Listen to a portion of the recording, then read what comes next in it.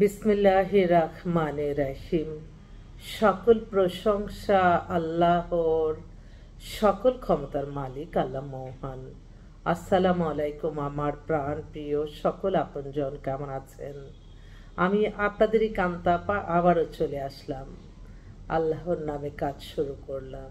আজকে হচ্ছে 12/10/2025 সাল। আল্লাহর নামে কাজ শুরু করলাম। আমি আমার আল্লাহর ঘরে সালাম ও দোয়া পৌঁছে দিলাম। আমার প্রিয় নবীজি রওজা মোবারকে সালাম ও দোয়া পৌঁছে দিলাম। হযরত শাহজালাল শাহপরানে সালাম ও দোয়া পৌঁছে দিলাম। আজমির শরীফে সালাম ও দোয়া পৌঁছে দিলাম। মাইজবেন্ডার শরীফে সালাম ও দোয়া পৌঁছে দিলাম। আল্লাহ আপনি কবুল আর মঞ্জুর করে নেন, আমিন।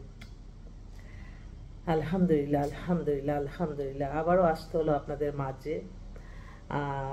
গত 3 তারিখে একটা মাদার তেরেসা গোল্ডেন অ্যাওয়ার্ড আমার জন্য মনোনীত করেছিল। তো আসলে এখন বেশিরভাগই কোনো অনুষ্ঠানে তেমন একটা যাচ্ছি না, কারণ মানুষ তো ইদানিং কেমন জানি হয়ে গেছে। আমি এতটুকু বলতে চাই যে অনেক সময় বেশি মানুষের সমাগমে এখন গেলে মানুষ একটু উত্তেজিত বা মানুষ একটু কেমন জানি হয়ে গেছে। তো সেই জন্য আমি এখন এই অনুষ্ঠানগুলিতে যাই না।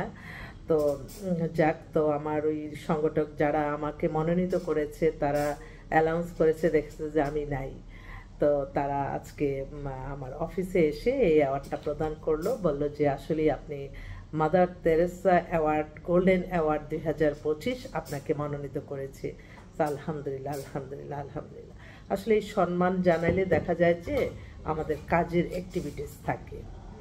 তো আপনারা আসবেন আমাদের অফিসে, ইনশাল্লাহ অফিস খোলাই আছে। আর আমাদের হোয়াটসঅ্যাপ নাম্বারটা বলে দিচ্ছি, 019718600261। আচ্ছা, তো এই মুহূর্তে আসলে বেশ ওই ভিতরে যে বসো, সমস্যা নাই। একটা পাত্র চলে আসছে, পাত্রকে দেখাবো না, বাট বর্ণনাটা দিচ্ছি। হ্যাঁ, ভিতরে চলে গেছে। এই পাত্র হচ্ছে বনশ্রীতেই বাসা, মাস্টার্স MBA করা, বিজনেস করে। বয়স তো করে ফেলছে 40-এর মতো। না, তোমার নাম বলতেছি না। তো একটা ভালো একটা মেয়ে চাই। যাক, আমি ভাবছি যে কে নাকে। তো আলহামদুলিল্লাহ, সকল প্রশংসাই আল্লাহর। আমরা তো ছিলাম মাত্র।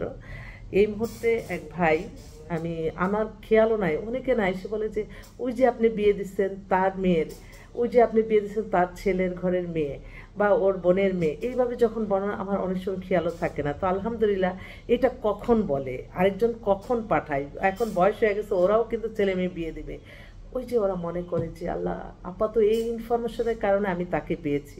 হ্যাঁ, কোনো না কোনো উসিলার মাধ্যমে তো হয়েছে, সেভাবে পাঠায়। এখন উনি এসে বলতেছে আমার বোনের ছেলেকে আপনি বিয়ে দিচ্ছেন, আল্লাহ আল্লাহ দিচ্ছে, আমরা উসিলা মাত্র। তো মাশাল্লাহ বলবেন সবাই। তো আমি বলি যে ছেলে কী করে, আমার কোনোই মনে আসতেছে না। পরে এই বোনরা অনেক সময় মনেও থাকে না। তো ওনার এখন বড় ভাইয়ের মেয়ের জন্য আসছে। মেয়েটার একটু বয়স হয়ে গেছে, 35-এর মতো, 5 ফিট 4 লম্বা, যশোরে দেশের বাড়ি। আর বাবা ছিলেন, উনি হচ্ছে একটা অনেক বড় একটা কোম্পানির সে ডাইরেক্টর ছিলেন, এখনও আছে। এখন উনি টিচিং লাইনে আছে।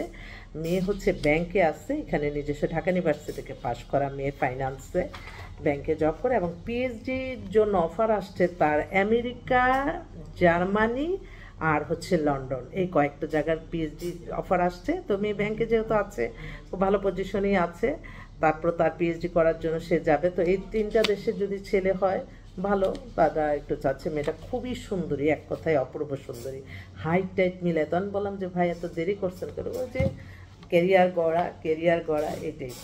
আর একটা এক্সক্লুসিভ একটা পরিবার আসছে, আমি এটা দেখেই বলতে হবে, কারণ আমরা না অনেক সময় না দেখি যে আল্লাহ আমাদের পরিচিত বা কেউ যে একটা বড় একটা পদে গেছে, আমরা টিভিতে দেখি, ফেসবুকে দেখি, কত আশা করি আল্লাহ উনি তো আমার অনেক পরিচিত, ওনাকে দিয়ে তো আমার এই কাজটা হবে। কিন্তু বাস্তবে কিন্তু এই মেন্টালিটি কয়টা মানুষের আছে যে আমি একটা পজিশনে আছি, আমি থাকা অবস্থা কোনো মানুষ যেটা ভালো কাজ নিয়ে আসবে, তার মনের আশাটা পূরণ করা শুধু আমার একটা কলমের খোঁচা, একটা কলমে শুধু একটা সিগনেচার, এই সিগনেচারটার করার কারণে হয়তো তার একটা রিজিকের ব্যবস্থা হয়ে যাবে।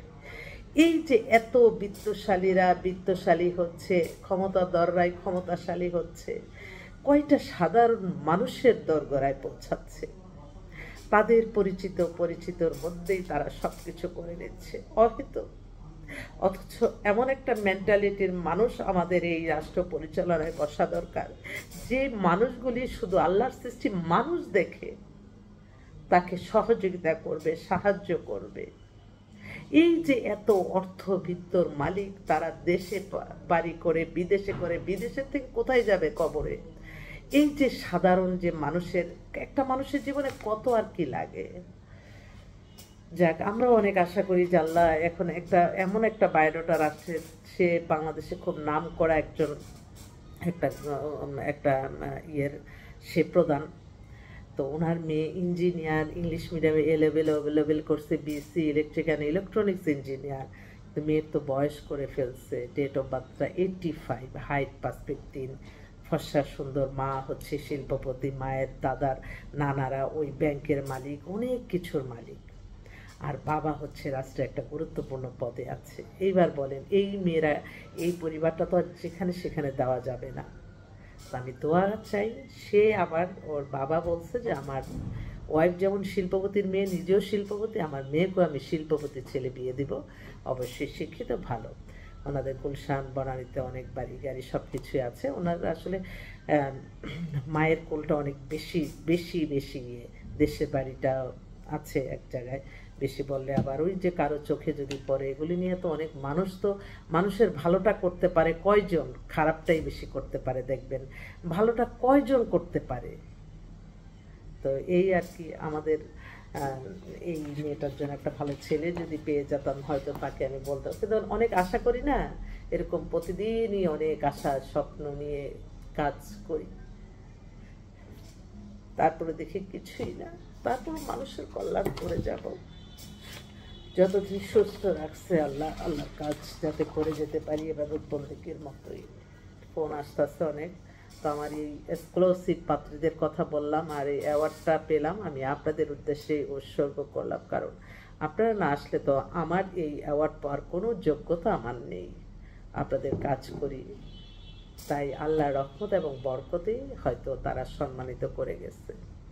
মানুষ কিন্তু সম্মানিত মানুষকে যখন আপনি একটু সম্মানিত করবেন, আল্লাহর আরশ পর্যন্ত খুশি হয়।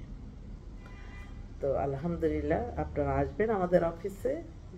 আলহামদুলিল্লাহ, আবারও আসসালামু আলাইকুম।